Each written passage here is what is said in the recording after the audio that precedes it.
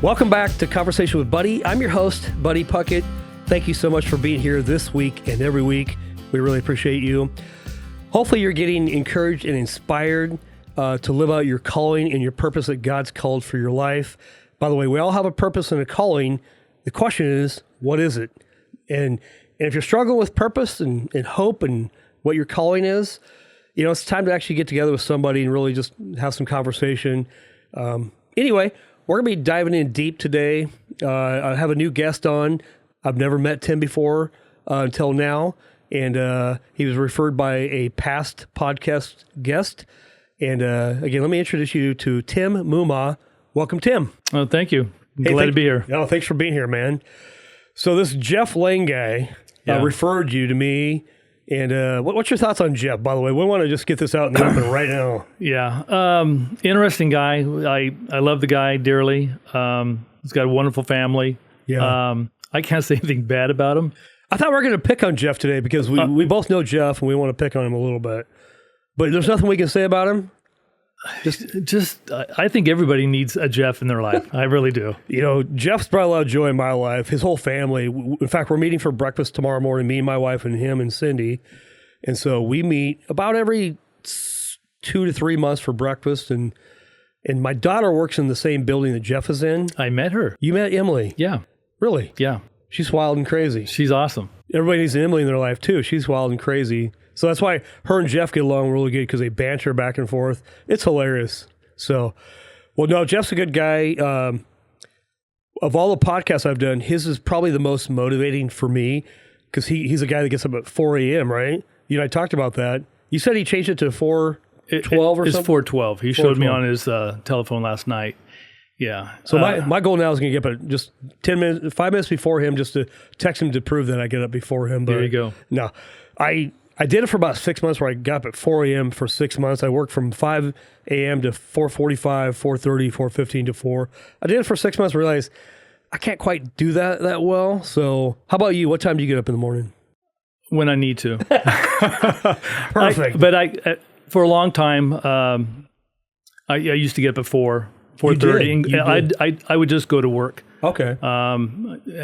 Crazy job I had. I own a carpet store in Dallas, Oregon. Yeah, okay. And you still own it? Still own it. My wife, lovely wife, Jasmine, she runs it with 2 other ladies. Yeah. And I don't set my alarm. I don't have one anymore. Yeah. It's pretty nice.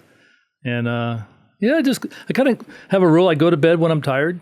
Yeah. Wake up when I'm not. I eat when I'm hungry and stop eating when I'm full.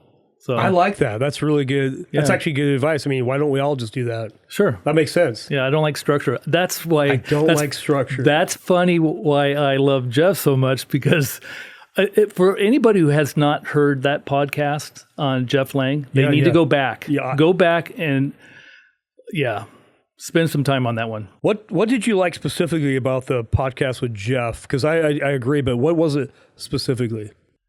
He wouldn't shut up. He wouldn't shut up? No. You put a dime in him, it's like a carnival ride. Yeah. He can talk. He is very interesting, but he's so structured, and you can see it in Connor, his son. Yeah. I've spent some time with Connor too. Yeah. And well, you know, as you know, Connor was on here, a month ago, and he wore that same shirt. That's why I'm here. Which he got from you, and we're going to dive deep in that. Real quick, you mentioned, we'll get into some deep stuff, but you mentioned you get up every morning and have coffee with your wife. I love that, by the way. I think that's really cool. But she runs the day-to-day business. How do you help in the day-to-day business now, or do you just do a different... I try to stay away from it. Because you did it for how many years? I bought it from a gentleman named Rob Kliever. Okay. His family started in 1949. Wow. And then Rob took it over in, I think, 82. Okay. And then he found me. I was his carpet rep 30-something years ago. Okay. And he offered me to buy the company from him. Okay. So you bought it 30-some years ago. Started to, yeah. Yeah. When did you kind of retire from the carpet where your wife kind of took over? It was the year after COVID. And I kind of realized COVID was really hard for us because we had a job that we had to go in people's homes. And people were either on your side wearing a mask or not on your side not wearing one. And when I knocked on the door to go, and I did all the measuring. Yeah. I did all the estimates. People either were mad that I was wearing a mask when I knocked on the door, because they'd say, if you're coming in my house, you better take that off. Or they'd tell me I need to wear 2 masks, wear booties, don't touch light switches. Oh my God. It was a hard time for us. Yeah. Because we go in their homes and people were nervous and odd. And and then after that, I just kind of realized, and this is only a joke, buddy. Yeah. I realized I didn't like people that much. Yeah. But it's not true. But it was time for me to step back. Jasmine's younger than I am, and realized that she's actually runs the company better than I ever did. That's actually good for you to actually be able to say, like, because our male ego is, I'm the only guy that can do this. It's only surviving because of me, and to realize our wives are much smarter than we are, and they're better at it. Back in the day, it was only men there. Rob and I, and then we had all our installers, but the people who worked downstairs, the salespeople, right? It was always an ex-installer or somebody like that. And now it's all women. Okay. And, we're in the fashion industry, you know, making homes beautiful. So, they're just doing a wonderful job. And I try to stay away. Every once in a while, I'll go by to empty the trash out in the dumpster, but I try not to get picked up on the camera or anything. I try to stay out of the building. It's funny. Well, let's dive in deep, Tim. I want to learn about Tim. I know a little bit about you that Jeff's told me, and, I don't know if I can trust Jeff. What he told me is even true. So let's unpack this a little bit. How's that? Is that fair? He's been sober most of his life. I think all of it. You can trust Jeff. Yeah, I know. I 100%. Yeah. It's funny, after I had Connor on my podcast, maybe a couple months ago, me and Jeff and Connor, we have a group text. He told me that last night. So every morning, Jeff's usually the one that's got the first text going, but we'll have some video, some motivational thing for the day, a quote, a Bible verse, or something. So every morning. Every morning? Every morning. Wow. That's morning. Awesome. I mean, I suppose there could be a morning that was missed, but typically not. Jeff is good about that, and we actually like to connect. Jeff and I connect well. We're wired a little bit similar. He's got way more energy than me, but I like the interaction. So you don't run 7 miles a day? I do not. Okay. He's crazy that way. That is crazy. And if he misses a day, he'll make it up somehow. Right. Yeah. Right. He adds to the next day or something. Yeah. Well, that's the point to his podcast. The title was "Never Miss a Day." Yeah. I'm like, I can make excuses around that. Like, I didn't work out yesterday. Like, that's okay. So I'm not to where Jeff is at. That's a hard mindset, by the way. Is that your mindset? Do you have that same mindset? No, I tried it and it didn't work for me. Right. Yeah. I'm not anal about anything. Yeah. I'm not obsessed with anything. Yeah. I just, I've changed the older I get. Yeah. Yeah. Well, it's funny how we're all wired differently. As the body of Christ, people are just wired differently. And anytime I try to be somebody I'm not, it never works out. Right. Or try to be like somebody else. Right. Yep. I have to do how God's wired me. So, all right, we're going to dive in deep. Tim, you said you're not from Oregon. So talk to me, where did you grow up? Talk to me about your parents, your family growing up, and what that looked like. You're going to make me cry, huh? I hope so. That brings more people watching. But that's part of the whole podcast is the tenderness in our heart. People like to see that, right? Yeah, I was born in Roseville, California, 65 years ago. Dad, what I can remember, Dad took us to church when I was a little boy. I have pictures of it, wearing a little suit and tie, me and my 2 brothers. I was the youngest. Come to find out, we just stopped going to church. And then when I got a little older, I asked Dad. And Dad was the treasurer of the Presbyterian Church. And he was close to the pastor. And also, my dad was also a coach for athletes in high school and junior high. And one of his students went to the Vietnam War and got killed like the first day. And I guess the pastor said something to my father that he didn't like. He said something to the fact, it was God's will. And Dad just couldn't accept that. It was God's will that we send a young man over there and he gets killed. And I understand that now. I have mixed feelings about that. Sure, but sure. He took us out of church and we never went back. The next time I went to church, I think I was 9 maybe when my dad remarried. Dad got a divorce with my mom, and Dad got full custody of us 3 boys. Mom ended up in Canada, kind of traveling as a hippie. It was like back in those hippie days. 68, 69. She got into drugs and stuff like that. Yeah. And Dad raised us, and then he remarried a younger woman. And the only time we went to church is when they got married. Dad would pray on special days, Christmas, Easter, stuff like that. Yeah. Always talked to us about God and godly things that we need to be, especially as young men. He was really strict about being cruel to people. There's a couple things we couldn't say that we couldn't say retard. Yeah. If you said that, you're on restriction for a month. Yeah. Or the N word. He just, he taught us those things, but we never pulled out the Bible ever. Would you say your dad was a believer, even though Yeah. I mean, because I think Jesus does still reside there, even though we don't necessarily practice the daily. Did he believe? He did believe. There's a lot of people I know who believe but don't practice. Yeah. Or show their faith, or wear a shirt that looks like this. Well, I don't think you probably did. Right? No, I never did. Never did. There's a story behind that too. And anyway, So anyway, I got married at a young age, got a divorce, had 2 daughters. Yeah. I got full custody of my 2 daughters. Yeah. Moved to Oregon to get a better life. Their mother ended up in Idaho, and I raised my daughters. And I always taught them good, difference between good and bad. Went to church every once in a while with them. Mm-hmm. But what really changed my life was my youngest daughter, Whitney. She was about 12 years old. She saw Christ like nobody else. Just wanted to walk with the Lord, went to church. I'd take her to church. Every once in a while I would go with her. But I saw a lot of Christ through my daughter, Whitney. It's amazing. But so when I was go ahead, I don't want to jump around here, but hey, let me just take you back real quick. I want to, and we'll get to more of. I want to hear more of the Whitney story, but take me back. So, Mom left. Your dad and Mom got divorced. What age were you? I believe I was 8. Okay, and you had 2 brothers. I have brother Bill and John, and I'm the youngest. We're all 2 years apart. Oh, 3 years apart. 2 years apart. 2 years apart. Yeah, and you're the youngest. Okay, that's why I want to know where are you at in the birth order. That's always important to me. Are you the firstborn, secondborn, or thirdborn? You're thirdborn. Where did you ever reconnect with Mom? A couple times. She was really out there. She joined a group called the Baha'is.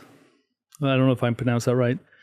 Kind of a cult thing, you would think. Yeah. Did a lot of drugs. Marijuana was really big. And we would see her about once a year, and she'd take us some weird place with a bunch of hippies running around half naked smoking dope. Yeah. And when you're 10 to 11 years old, you saw that with your... Oh, it's scary. Yeah, like, holy, what is this? Yeah, so she'd pop in our lives every once in a while when she wanted something, but she was always on the road, never remarried, never took care of herself. She was mentally ill, I would say. Yeah. She ended up in some kind of home. But come to find out, I didn't know she passed away a couple of years ago. My daughters told me. Oh, wow. Yeah, she said, Whitney, we're driving home from Utah from a pigeon show. I take my daughters to a pigeon show in Utah. And she said, Dad, is your mom alive? I go, I don't know. I haven't talked to her in 15 years. In 15? Yeah. So real quick, so you said she died a couple years ago. So she would have been, what, 75? Oh, she would have been about 88. Oh, 88. 88. My dad died at 2 years ago at 94. No kidding. Your mom and dad. It's interesting. So all those years, you think at some point in time your mom would go, okay, no more drugs. I'm 55 or 60 or 70. And so did she just keep doing the same stuff? She cleaned up her life. Shortly after I gave my life back to the Lord, I wanted to go see her. And I found out she was staying at a hotel room. My brother, Bill, was kind of keeping an eye on her. And I just wanted to go and talk to her and just let her know that I forgave her for leaving us boys. Yeah. And I just wanted to make peace with her. And at that time, she said she was a believer of Christ, which made me feel a lot better. So she was probably 70 years old at that point in time? 15 years ago. Yeah, about 72-ish? Yeah. Okay, 3. Yeah. Okay, so she was a believer in Christ. She says she is. I had a believer. Hey, yeah, it's not ours to judge, right? No. We don't know. Only God knows the truth. Sometimes we look at people like, there's no way that person's saved, and we don't know. And there's sometimes like you see the person in church that maybe one day God says, I never knew you, right? We don't know. Yeah. Question, are you close to your brothers? I am one, John. My oldest brother, he lives in Sacramento. He raises pigeons too. Oh, no way. That's a subject we'll talk about. We're going to talk about pigeons. Show pigeons, yeah. Interesting. And we talk all the time, usually by text. We meet up in Gilroy, California every year for a show. Yeah. Yeah, I'm close to him. My middle brother, I'm not. Well, is it always like the middle child somehow just maybe feels lost in the mix? I think he did. He kind of, because me and John always did things together, and we never included Bill too much. I mean, we did here and there. And maybe just Bill didn't want to. Who knows the real reason? We always said he was adopted. He looked different than us. He looked like Ringo Starr, you know. And I looked like my brother John. Okay. Yeah. So you guys had a lot more in common. Yeah. What did your dad, you said he died at 94? 94. What an amazing age. But he was a believer. Did he ever go back to church? He didn't, but he realized in the last 20 years that he always let me lead in prayer. We would go down and see the family all the time, and he gave me that. The rite of passage, kind of? Yeah, because he knew how I felt. And every time I was with my dad, he was in an adult home the last couple of years. But every time I was with him, I'd always say, Dad, let me pray. And I remember before he,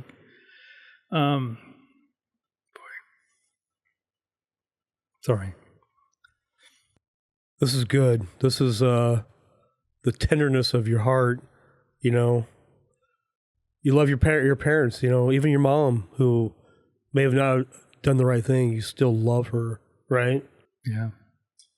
My dad was, he was my best man at my wedding. No kidding. Your dad was your best man. Yeah, back in, I can't remember when I got married. You picked him over your brother. Yeah, I did. And all my drinking buddies. But those guys in high school. But he was I only had one person. That was my dad. He was your guy. Yeah, something about my dad. He was, every time the party wouldn't start until my dad walked in the room. He was such a happy-go-lucky guy. He'd help anybody. Yeah. He was kind-hearted, never wanted anything in return. Yeah. Funny. What'd your dad do for a living? What was his occupation? He was a teacher when I was real young, and then he got into the district office, and he worked for San Juan Unified School District, PE and Recreation and Community Services. He did some big things. He worked with Hubert Humphrey, Rocky Manciano, the boxer. Yeah. Went back to the East, or back, I think it was New York, but did a thing called Operation Challenge. He had a program that he started. Yeah. But he was very involved with the kids. 94 years old. Jeff Lang said your dad coached with a couple other guys. Oh, yeah. We knew, Dusty Baker, a baseball player. Yep. Apparently he used to come to our house and play basketball with my dad when I was like 2 years old. No kidding. Yeah. And play basketball, he's a baseball player. That's kind of funny. He went to, Dusty went to the same high school I went to. And then Mark Spitz, Dad used to teach swimming in the summertime. And Mark Spitz would go to Bella Vista High School, and he'd swim as a young boy. My dad knew him. Yeah. So you grew up in California. Did you play sports in high school, middle school, high school? Middle school and high school. What'd you play? Played basketball in middle school and track, and then ran track and football in high school. I bet your dad loved that. Like he did. We have athletes in our family. Yeah, we were all athletes, all three of us. Okay, so your brothers John and Bill were also. Yeah, of course. I mean, if you have a dad who's a coach and a teacher, you're gonna do that. Every kid wants to please their parents, specifically their dad. Do you believe that? Oh, absolutely. Yeah. After high school, what do? You go military? Do you go to college? Do you just go in the workforce? Went to work for Macy's, California. And that was the first time that I got introduced to Jesus Christ or anything about the Bible. I saw Christ through an engineer at Macy's. He used to go in his little closet at lunchtime and read his Bible. And he smoked cigarettes. And I thought, you could love God and smoke cigarettes? That's how naive I was. You know, God will take us any way we can or who we are. But so started going to church then. And then shortly after that, got married and had my daughters. We had our daughters. And then I put God on the back burner. I thought I could do everything on my own. And after everything I knew, I kind of walked away from it, and thought I had this on my own. And you're the only guy in America that's ever done that, by the way. I'm glad I'm the only one. You're the only guy. There's no other prodigal sons. Yeah. Right. Yeah. None. So no, I'm joking. Yeah. So fast forward 20 years ago, and I don't know. I know what it was. One of my employees said, "Hey, do you want to go to a men's breakfast?" And I'm kind of like, "Nah, I'm not really into it." But my life was changing. God kept on tugging me at my heart. He kept on tugging, and I knew I needed something bigger than me.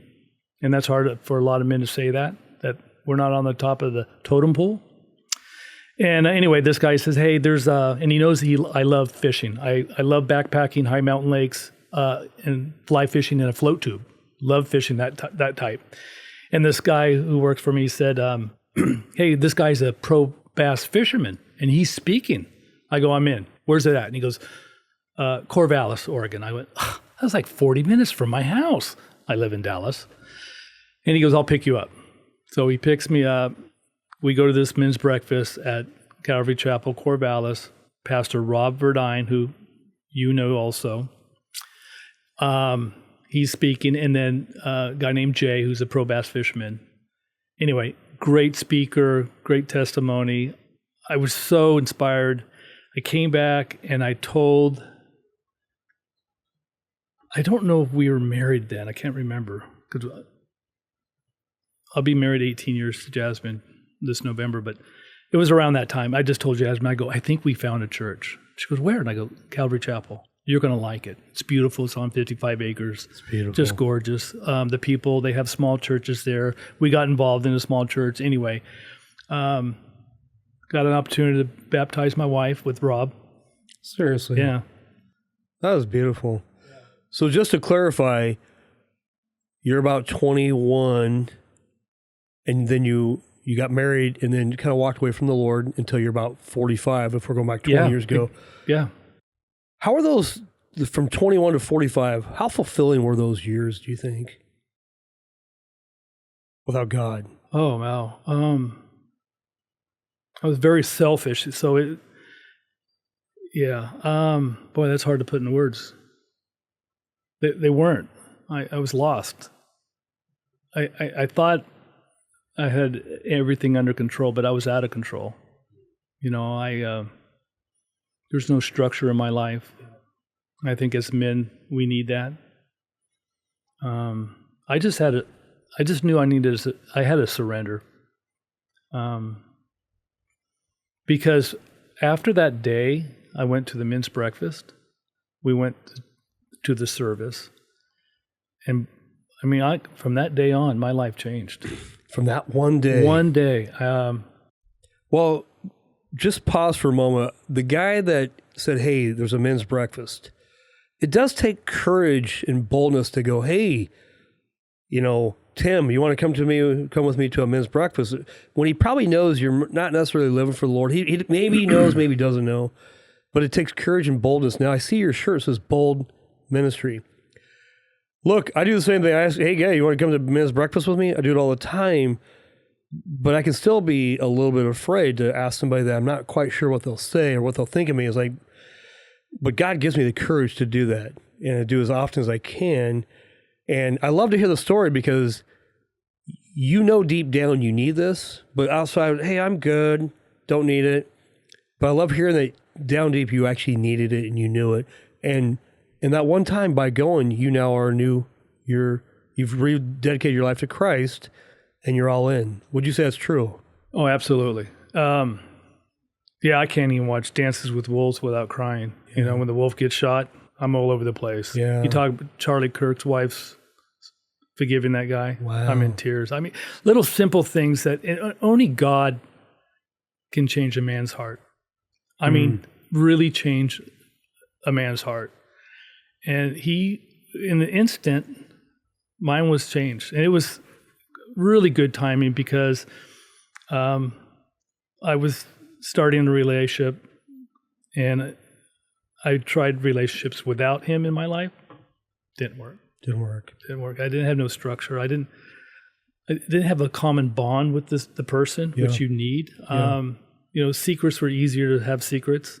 Yeah. And there's a lot of things. And as men, it's really simple. And with today's technology and the internet, and there's a lot of bad stuff going on. A lot of bad stuff.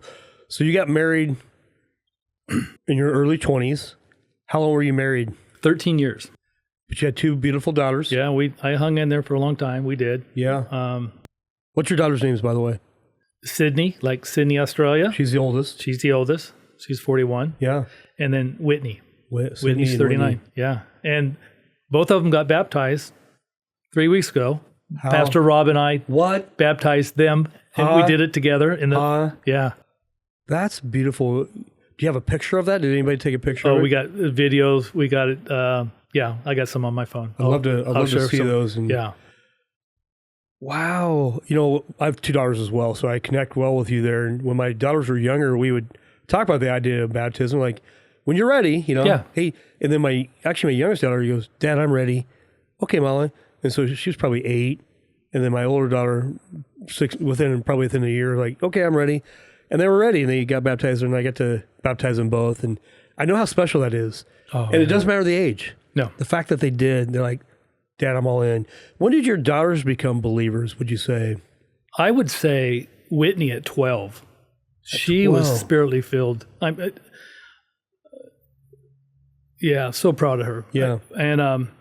And Sydney, I would say, I mean, for real, I mean, they were, I raised them as believers. Yeah. But Sydney, in the last couple of years, she's really has just opened up her heart to the Lord, and she's on fire right now. And it's, you know, as what you do here, when somebody's on fire, it's fun to watch. Come on. Yeah, like a raging river. Have you heard the statistic before? This last February, we had a men's conference here in Salem, probably 800 men, somewhere between 700 and 800 men. The statistic was like this. If a kid comes to know the Lord first in a family, that how often happens, somewhere around 15 to 18% of the household becomes believers. If the mom becomes a believer, somewhere between 25 and 30% become believers. But if the dad becomes a believer, something like 93% become believers in the house, right? So the impact of a dad, I want men to get this. Your kids are watching you. They're not listening to you. They're watching you. They don't need to listen to you. They need to watch your actions because that's the only thing that matters. You are how you act, not what you say, because, right, that's hypocrisy. And so for me, I know my daughters are watching me, my every move, and I'm a dude, just like every other dude, right? Yeah, I might be in my Bible as much as I can every morning in Bible study, and guess what? It starts over tomorrow morning. I have to still choose godliness over selfishness, and that's a war. That's a tug of war, right? Question. You were married for, you said 13 years the first go around. What do you think happened there? And it happens a fair amount. 50% of marriages end in divorce, right? It's not a secret. It just is what it is. What do you think was, from your perspective, because we're not blaming her, from your perspective, what were some areas where you realize you could have done something different? What would that look like? I wasn't a godly man. Just simply wasn't a godly man. Yeah, it's my fault. I blame myself. Man, I call that ownership, because a lot of men, I meet with a lot of men. I started this 25 years ago, meet with men. My calling is meet with men. This one-on-one is really what it is. And I realized a lot of guys like, well, but my wife this, but my wife that. And what I had to finally realize, like, hey, your wife isn't here to defend herself. Let's just talk about you, right? Mm-hmm. And let's just see where you need to improve. Don't worry about her. Let's just worry about you. That's fun to do with guys. Like, well, okay. But it's rare to have a guy go, it's my fault. I own all of it. And I agree. I think when you think of Jesus, imagine if he only came 50% of the way, but he expected us, the sinner, to come the other 50. Could we have done it? Or did Jesus go the full distance? And that's something to think about. As a man now, you and I are called to be, the husbands love your wives as what? Christ loved the church and gave himself up for her. I feel like as men, God's put on me to walk the full distance. I own all of it. It's not my wife's fault. It's always my fault, right? A lot of guys don't like that. They don't necessarily agree with that. What would you say to that? I would say what you just said is true. People don't like to hear that they're wrong. I think it's an ego man thing. Like when I said I surrendered, I surrendered everything. I'm not the man I used to be. I mean, people don't. Maybe they'll find me now, but people from my high school days and my partying days, they don't even know where I'm at. I've never reached out. I've never been to a class reunion. I've never reached out to anybody that I grew up with, except my brother. I moved to Oregon. I got my family here. Yeah. Jasmine, my wife, and her family. It's my family now. Yeah. But they wouldn't recognize me. I mean, people don't even know because I'm not on social media. It's pretty hard to find my name. Maybe if you Google pigeons, you might see me at the Nationals. But they wouldn't know that you're into pigeons, right? No. I'm similar to the way you are, where I went to my 10-year. It's been now like 35 years, but I just don't go anymore because I don't need to. I don't want to. Why is it that you don't go? Was it, for me, I know the old buddy. I was partying and living a different life. I wasn't a believer until I was 28. And so a lot of people think, yeah, buddy should probably be in jail or dead, right? Pick your pick. Why do you think you don't go to those old reunions and maybe connect with some of those old people? What's your thoughts? Because that's the old Tim. Did he die? Oh, he's dead. He's dead. Yeah, but now I'm alive. I get that. I mean, we'll probably talk about this. We're going to talk big time about how I got this. Yes. That's a story to tell. And let's dive into it. I want to hear. Yeah. I want to hear the story, but before I do, Charlie Kirk, he has one of his things called the death of a man. Because you ever notice at funerals and weddings, the men are always in black and white, and the women are all, they're the pretty, not a funeral, but a wedding. The woman's in white, that symbol of purity or whatever. But I like his story. Why does a man show up in black and white? Because, at a funeral, well, he's dead. At a wedding, he has to die to self in order to fulfill what Christ has called him to fulfill, the death of a man. And so talk to me about your ministry, what got you here. I want to hear about this. You ready for this story? Well, real quick, I've been wearing this since I met with Connor. This little bracelet here says, "Don't die without Jesus." I haven't taken it off one time. You sleep with it? I sleep with it. Oh, absolutely. I shower with it. I sleep. I have not taken it off one time because, in fact, I was at, just a real quick story, 4 weeks ago, I was at a chiropractor, and my chiropractor's like, "Hey, what's that on your wrist?" I didn't wear it I wasn't even thinking about it. He goes, "Don't die without Jesus." He goes, "Right on." And so he's a fellow believer. I kind of knew he might be, but now I know. It really opens the door. Yeah. And it's, somebody says something about, boy, Tim, you're really bold about your statement. And I'll tell you how I got there. I mean, how can you, what's bolder than don't die without Jesus? There's only one other one. You might go to hell. It's probably not something I want to put on a shirt or a wristband. But the story started about 10 years ago. I walked into a Safeway store in Dallas. I wanted to buy some chicken wings because I'm the cook in the family. Jasmine gets home. I like to have dinner for her. Anyway, I walked up to the chicken wing aisle, whatever, and there was a little short guy in front of the chicken wings. And he's wearing this funny hat. And so I moved over to the left to get around him, and he scooted in front of me. Okay, well, I'll just go around to the left side of him, get around him. Well, he stepped in front of me again. So then I stepped right to the right again. I'm kind of turning red. I was kind of getting, blood pressure was coming up. And I looked at his hat, and it said, "Got Jesus" on it. Kind of like that old saying, "Got milk." You know, it was a funky little hat. He's about 4 foot nothing, probably 85, 90 years old, with this loud voice. "Hey." And I looked at his hat and I go, "Do you know Jesus?" I was a little irritated because he was toying with me. Yeah. But then he goes, "Yeah, do you know Jesus?" I go, "I do." And he says, "Do you know where I just came from?" I go, "No, I think you're going to tell me." He goes, "I just came back from a funeral." I go, "A funeral?" He goes, "Yeah. You know what happened to me?" I go, "No." This old lady came up to me and she started poking me. And she says, "Don't you die without Jesus." And this old man screaming this in Safeway. Well, I got a small business in Safeway. I'm kind of like, oh my gosh, we're drawing some attention here, or he was.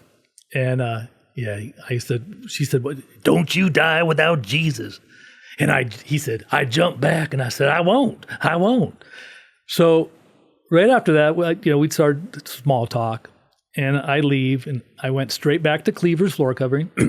Bethany was working downstairs on the computer, and I asked her, I said, "Bethany, can I make bumper stickers?" She goes, "Yeah, let me get on the internet and we'll see, we can order some."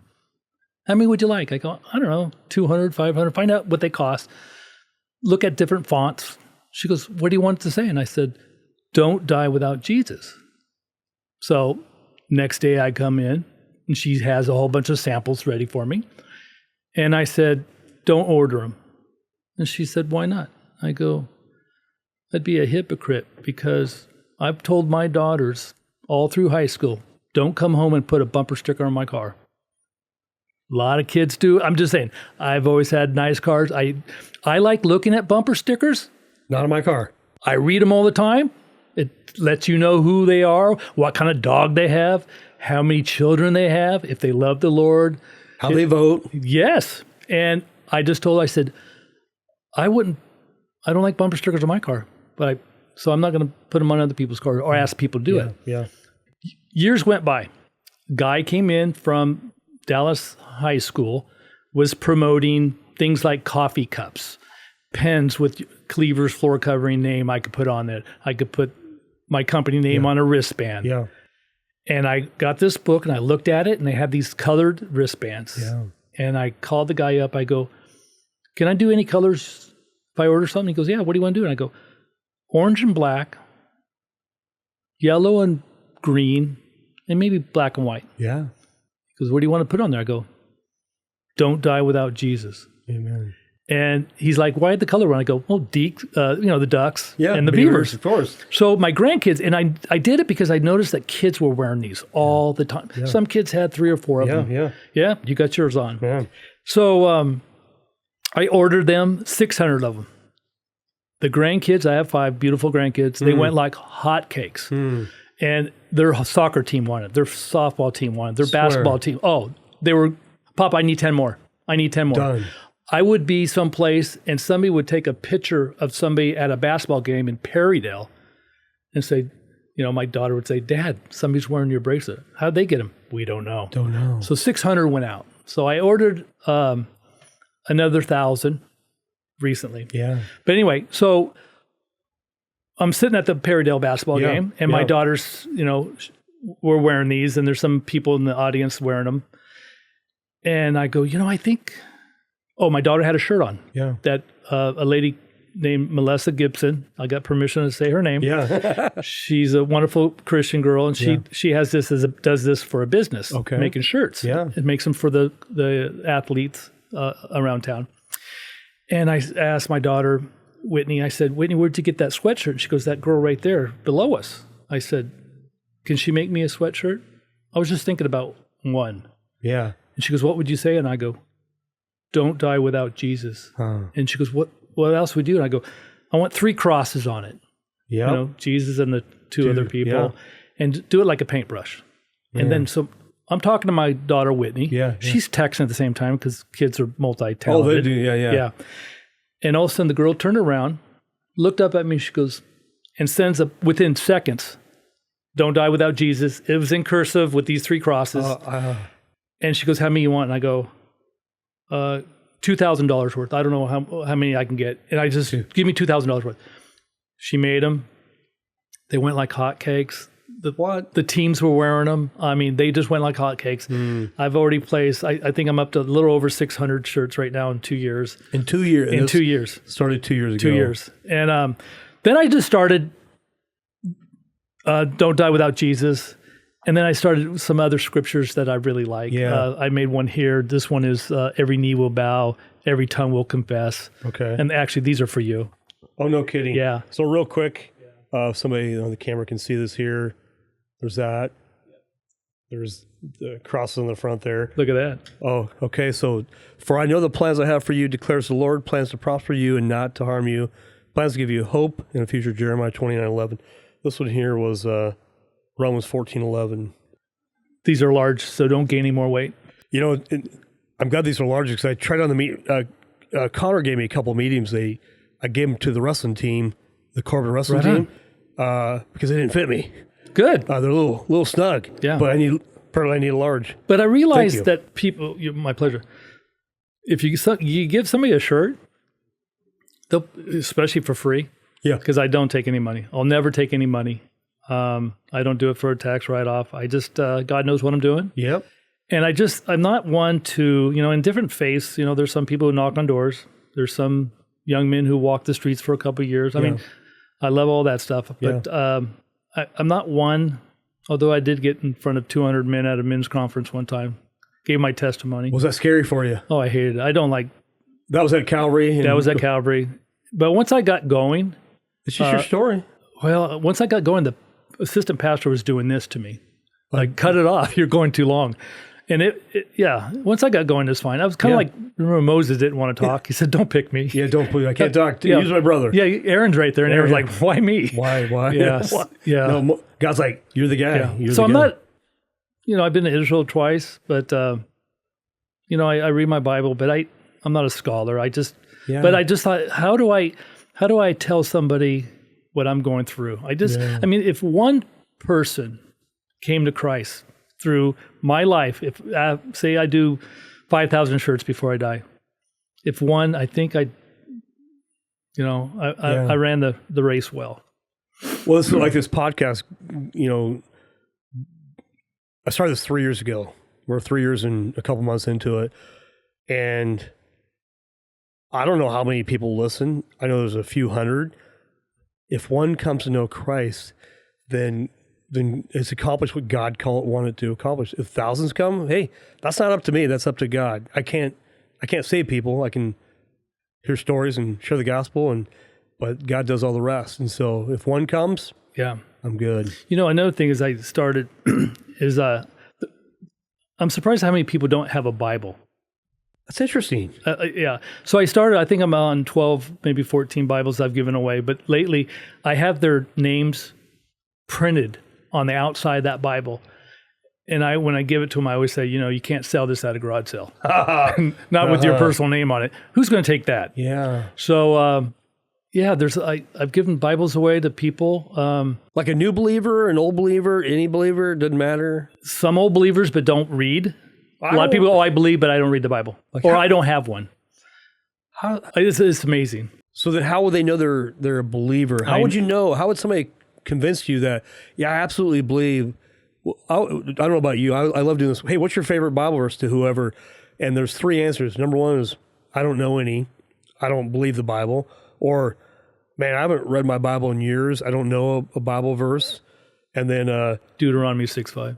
And then the third one is they know their Bible verse, right? So with all your heart, soul, strength. Love the Lord with all your heart. That's the and love the your neighbor. Shema. Is that what they call that? Deuteronomy 6, 4, and 5. The Shema. I'm not sure. I'm not a scholar. You are. No, I just know that one. But what would you say? You give a Bible to somebody who hasn't read their Bible in a while. Do you highlight something there? Was there a verse that you take them to? I normally tell people to start in Matthew. Okay. The Bible. The Bible's hard, especially the Old Testament. It's hard. And you got to remember back in those days, there's not a lot of people who knew how to read and write. I mean, we're lucky we still have it. Yeah. And if the Bible wasn't the Word of God, it would have been destroyed thousands of years ago. Right. You know that Satan would have took care of that. That's right. That's right. So I tell people to start in Matthew. I've even bought a lady who came from Colombia. I bought her a Bible in Spanish. Mm-hmm. And her husband was dying, and we kind of took care of that family. But I just start in Matthew, and if you have any questions, you talk to me. But buy them in my church. Yeah. I'm not. I think when people talk about the Lord, people get really turned off really easy. Well, it's offensive, right? Truth is offensive, by the way. Oh, it hurts. It's one of my favorite things. Like, hey, Tim, you like when I lie to you? And what do people say? Oh, yeah, that's true. Don't lie to me. Yeah. Okay, so am I okay to tell you the truth? Well, how dare you offend me? It's just like... That sounds like Charlie. Right? Well, which one is it? I can't lie to you and I can't tell you the truth. And what do we talk about? The football game that's coming, the duck game, beaver game that happened last weekend or whatever. Yeah. It was miserable for the Beavers. I'm a Beaver fan, so... let's talk about pigeons, because I know you have a passion for pigeons. Isn't that crazy? A passion for pigeons. Tell me about pigeons. Jesus, pigeons, family, cars. When I was a little boy, my brother, both my brothers, Billy and Johnny, we grew up with pigeons. And for anybody who thinks pigeons are just crazy little things that poop all over the place, I have a story to tell. But anybody listening, I want anybody to just Google roller pigeons. Roller pigeons on Google. And you probably could do it right now. Yeah. And tell me what you think. And people ask me the same thing. Why did they do that? Roller pigeons. YouTube it, Google it. So a roller pigeon is a type of bird in the family. Are you getting a video? Oh, you want video? Let's video. Go. So these are pigeons that fly in the air and they do backflips between 1 and 30 flips. No kidding. Yeah. I'll see if my phone's going to work in here. It may or may not work. Okay, it's working. And so... You keep an eye on them. You have your glasses? Can you see them? Yeah, I can They're see doing them. backflips. There's some videos that they're in slow motion. Okay. Yeah. I'll that's so cool. Yeah. And then homing pigeons have been around since time. Queen Elizabeth had the biggest pigeon loft in the world at one time. Okay. Yeah, homing pigeons. Yeah. They used them in the war, How would you use a homing pigeon in the war? Well, when you're in a plane, they had these little crates with homing pigeons, and they would tie messages where if there was one, I don't know if it's G.I. Jane was the pigeon. She got an award for saving some military people. Okay. But they would tie the message on their leg, and they would fly back to the loft and say, hey, the plane went down or whatever. We're in a raft. No kidding. That's one story, but people should look at it. Because the homing pigeon always just heads back home. Goes back home. Yeah. So in the military, we always had different stations all over the world. Yeah. But the pigeons I raised, and here's just a magazine. Yeah. You can just flip through there's thousands of different breeds of pigeons. Thousands of different breeds. Thousands. In Germany, there'll be a pigeon show between 40 and 80,000 pigeons in one pigeon show. That's how big it is in Germany. So the one that's on the front here, that's the most common we see around here. Well, the color is, but that breed is not. The color is, but the breed is not. Yeah, that's a blue bar. That's interesting. You can see the little beak on it. Yeah. These can't even feed their own young. You have to get another foster parent with a longer beak to feed their, That's interesting. I started off with pigeons when I was born. Yeah. My dad had them. Yeah. We grew up. We used to go to the auction every weekend and sell our own little pigeons and buy other pigeons. And my brother and I got back into them about 20 years ago. Yeah. And funny. it kind of keeps us together, me and my brother who lives in Sacramento. Right. And we meet up and So every year you and John get together and hang out. Yeah, we go down to Gilroy, California. That's one. I go to about 4 different shows every year. My wife and I traveled to Oklahoma City last year for the Nationals. Yeah. So you went to the Nationals. Yeah.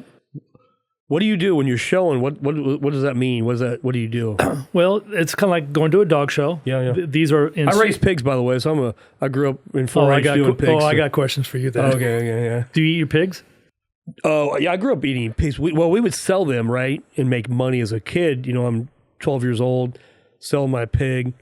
Look at that. Oh, that's a cute. No, see the curl in that? Yeah, that is cute. That's a frill back. So, I mean, the answer is we butchered pig and did all that. We used to eat pigeons too. Pigeon pot pie. Oh, really? Yeah. Poor little pigeons. Yeah, I know. But it's a hobby. If somebody asked me, or if I asked you if you didn't know how old you were, how old would you be? Yeah, I don't know. Yeah, I'm 12. Inside I am. 12. I get what you're saying. Yeah, the body's 65, whatever. But how old are you? I'm 12 inside. I'm a goofball. I like joking around. Yeah. I love being around kids. It's interesting. I think that's really wise, by the way. When you think of your dad living to 94, what was his secret? Was it because he got to live out the things that he enjoyed as a kid too? Would you say that's true? You know, he loved golf. Really? He was a golfer? He was a golfer. I know Jeff's actually a really good golfer. I heard he's really good. I've never golfed with him. I'm afraid to. Yeah. He was a scratch golfer at one time. Yeah. Yeah. He golfed. He would have a martini after work. Yeah? Yeah, he had the martini. Your dad, not Jeff, just to clarify. No, not Jeff. Yeah, Jeff. Yeah. He drinks. He's anti. I think Jeff drinks Water? chocolate milk. Water? Yeah, he doesn't water. drink coffee, which is crazy. He's never drank coffee. Never. What's wrong with that? No sodas. It's crazy. He's very disciplined. Yeah, I think I told Jasmine last night that he's going to live to 200. I'm sorry. He is. I don't know how he does it. Yeah.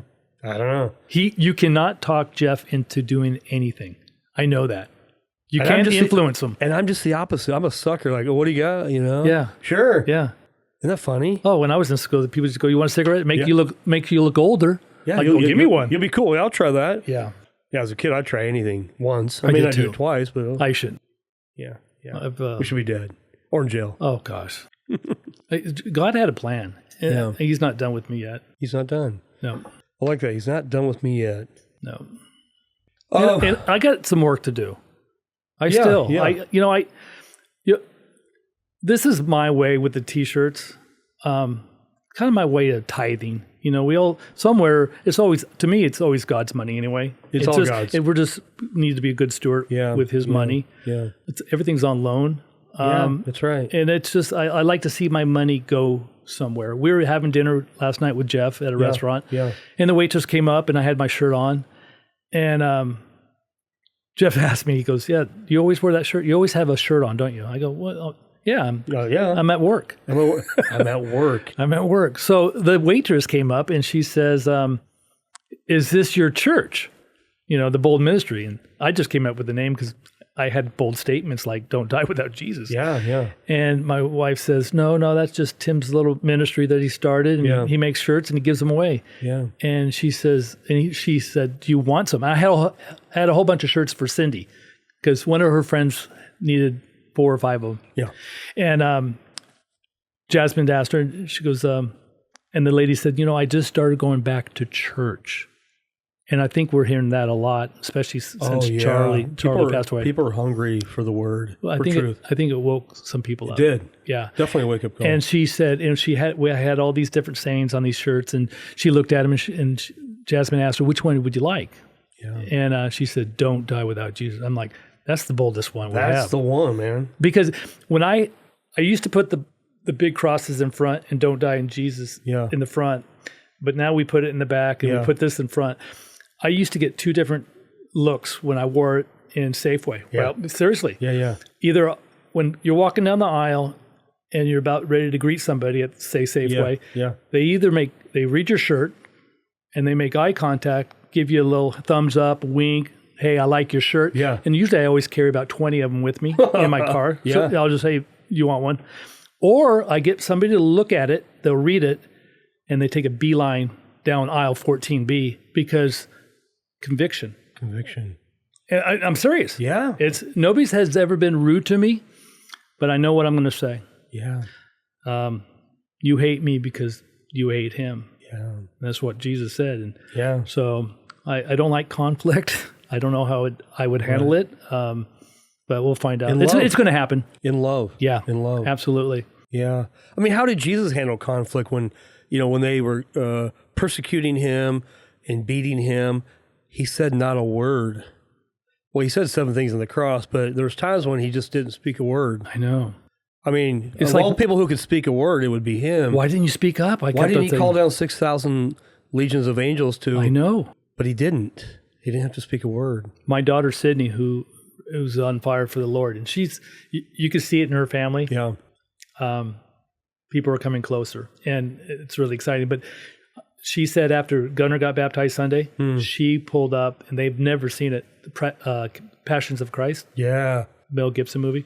I said, be ready. It's heavy. It's very heavy. And my brother John, it took him 4 times to watch that. He had to walk away in a sweat. It's too much, man. Yeah. I haven't seen it for a long time. I don't think I could watch it again. It's just seeing him being, tied to a post while being beaten and ripped. It's a lot. And you see the vision of Satan walk around just like he likes that. Yeah. Well, we're going to wrap up here. I mean, I think we could keep talking. I like you, and I think this has been a lot of fun. I really appreciate Jeff connecting us, and you have the boldness to come here because I know you down deep like, I really don't want to. I'm kind of a quiet guy, but I think God's called us to also be bold and share our testimony. People do need to hear, who is Tim Mumma? Who is he? You're not just a pigeon guy. Yes, that's your hobby. That's cool, but you're all in for Jesus. Yeah, I want to finish well because the first half, it's nothing to write about. Well, I think we can all say that. The first half, by the way, have you ever read a book called Halftime? So I'm writing on finish well. So there's a book called Halftime. Me and my 2 buddies that started this ministry, Valor Mentoring, about 10 years ago, we read a book called Halftime. Halftime is, well, like every football game, at halftime you go and go, okay, we're getting beat or we're up or whatever. We're going to have halftime. Halftime in life is, the first half of your life is, well, you're trying to climb the ladder of success and you're trying to get more and, you're achieving. You pause at halftime, whenever halftime for me was, when I read the book, I was 47. So literally 10 years ago, my wife and I were in the Dominican Republic. I was reading this book. I always bring my Bible and a book. I want God to really find me and connect with me. He always connects with me deeper when I'm away because I don't have the distraction. I'm reading the book at 47. It's halftime. Okay, Lord, this is interesting. This is halftime. I've been working on success all these years. Halftime is a pause to go, okay, how do I get to significance? What does that look like? And it's not about money no longer. Yeah, we do need to make money. We've got to live, of course. But beyond money, it's significance. What is God going to do in our life? How do we finish well? And is that kind of where you're at? Yeah, and I tell this to everybody I can. It's not how we start our life; it's how we end it. And it's until your last breath. Sometimes it takes a lifetime of being hurt, or falling down and not knowing how to get up. Yeah. When I walked away from Jesus, my life, I thought everything was going well, but then I play it all back right now. Yeah. I was in a dark place, and that's not a good place to be. And I want the light to shine when people see me. Man, amen. All right, and I hope to maybe we'll get some of these shirts out there, Yeah, absolutely. Well, I appreciate the shirts. I appreciate the bracelets. How would somebody connect with you, Tim? Because I think people are going to want to see your website, how to connect with Tim. They want to know your heart. I think you'd have coffee with people if they wanted to. I'm smiling when you said website. I was telling you before we started here, I don't do social media. Okay. I don't even pick up my phone. Yeah. My grandkid goes, Papa, what if it's an emergency? I said, you call 911, then call Nana. Yeah. Nana and Cindy Lang wanted 5 shirts yesterday. She left me a voicemail, and then finally Jasmine calls me. I look at my phone before Jasmine gets home, see if I need to pick up groceries, whatever. Yeah. And she just said, "Hey, Cindy's trying to get a hold of you." I'm like, "Well, people, I don't have a webpage. I don't have. This is not a nonprofit. I I pay cash for it. I don't just get a a zero receipt for it. profit, yeah. Zero profit. It's hard to get a hold of me. I wouldn't mind having some way to get a hold of me. I always have hundreds and hundreds of shirts at a time. I just place another order. I mean, I got to get them out there somehow, and I haven't figured out how I want to do it. Question, and I'm just thinking out loud. If somebody wanted a shirt, would your wife or would your grandkids or your daughters, would they be more of an advocate to help facilitate? I don't think you're against it. You just don't like the technology piece, and I don't disagree. Like, this is like sometimes like Satan. Oh, it's his biggest tool. It's his biggest tool. And AI is going to, you wait till that gets going. Yeah. I put Bible verse on my thing. So there you go. To the Lord, whatever you do, and he will establish your plans. This is Proverbs 16:3. Every day I put a new, or every week or so, put a new verse on there so I can think about that. I'm thinking, because I don't want to plug my carpet store, but I was thinking I have this big bowl of hundreds of these, 500 in a bowl. I'm going to leave them at work. Yeah. But I was thinking about taking a lot of my shirts, maybe 100 at a time, and just leave them at the Kliever's floor covering in Dallas. What if people walk in, if I walk into Kliever's and I go, you have like a little cabinet there with different shirt sizes, different shirts, you have them up on the wall and you have those. Yeah. It takes care of itself. Yeah. But people could go to Kliever's Carpet in Dallas and find those. Yeah. I'd even mail them to people. We have them in Costa Rica. We send them all over the place. Okay. Yeah. If somebody, would they call your cell phone? Would you want that, or would you want them to somehow connect with Kliever's? Does that make sense? I wouldn't have a problem if they got a hold on my telephone. Okay. Yeah. Text is the best way. So if I put in your, because we're gonna make a little page for you in the video that we do. Okay. Can I put in your cell phone number and text if you want this here stuff? Let's do that. Yeah. We'll put it in Kliever's and your text, and we'll call it a day. This is I think going to be a win-win, because I need this to grow. And I think this is a good way to do it. Amen. Well, brother, Tim, this has been a lot of fun. We're going to wrap up. I really appreciate Jeff referring you and connecting us. It's always good to connect with a brother and somebody who's really passionate about the Lord. It's good to have hobbies. You like pigeons. Cool. We didn't talk about hot rods, and we might have to pause on that one there. Dang it. Because I did want to bring up, actually, let's a 1-minute plug on your hot rods. Tell me about hot rods. Ever since I was a kid, I loved old cars. And I got it. I kind of go through, I'll have them for a few years. And then finally I have my 2 dream cars. I have a 69 Z28 Camaro. No kidding. Hugger orange, white stripes. Come on. 4-speed. It's my dream car. Oh my gosh. I had a Hot Wheel when I was in high school of that. Yeah. And then I have a 34 Ford Coupe. Okay. 3-inch chop. Red. It's gorgeous. And you do go to all the car shows and stuff? I mean, you're always there. I don't take them. I go to a couple car shows a year, but I try to go to the car shows, not with my car so much. I'm going to start doing that a little bit more. Yeah. But show them off. Yeah, I just love cars. I love car people because we have something in common. It's like people who play golf, or if you go fishing, you meet somebody, you usually have something in common. Yeah, totally. I need to say one more plug for Jeff Lang. Plug away. Jeff and I talked last night at dinner. We thought it would be ultimate. Jeff hasn't been on here for a couple years. Right. Back then, you didn't have the video. Yeah. Jeff and I would like to have both of us here with you across the table. Man, we're going to do that. Yeah. I would love that. Nothing more than, okay, you and I will get hold of Jeff, and we'll figure out a date, and we're going to do it. Yeah. Hey, by the way, have you ever been to the car show here in Salem, the big, it's like the second biggest Yeah, it's at the museum. I try to stay away from there, because the last time I went there, I bought a 55 Bel Air. Your wife's like, Tim, stay away. Yeah. Stay away. I don't know. I just love, that's the 12 in me. Or maybe 16 years old. But 12 to 16. I love hot rods. I bet you're just like salivating walking through there. My gosh. It's unbelievable. Yeah. So I'm glad I'm not a millionaire. I'd be broke. But in God's eyes, I think I am. You are rich. I am very rich. Yeah, and not in money necessarily, but rich in the Lord. Well, hey, we're going to wrap up here. Just want to say thank you so much for listening each week.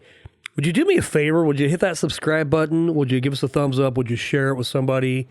This is a really good story, by the way, with Tim, and really shared his heart. And I love when guys get emotional a little bit when you start talking about his dad and family. This is good. We're just ordinary guys, one day at a time, just like you. Anyway, we look forward to seeing you next week. If you ever want to be on the podcast, if you know somebody who would like to be on the podcast, would you give me a call? My phone number will be in the show notes. And I'll put Tim's number in there so you can connect with him through text. You can stop by Kliever's Carpet in Dallas if you're in the local area. And we'll see you next week. Thank you so much, Tim. Yeah, thank you, buddy. Appreciate it. Yeah. Had fun. Awesome. All right.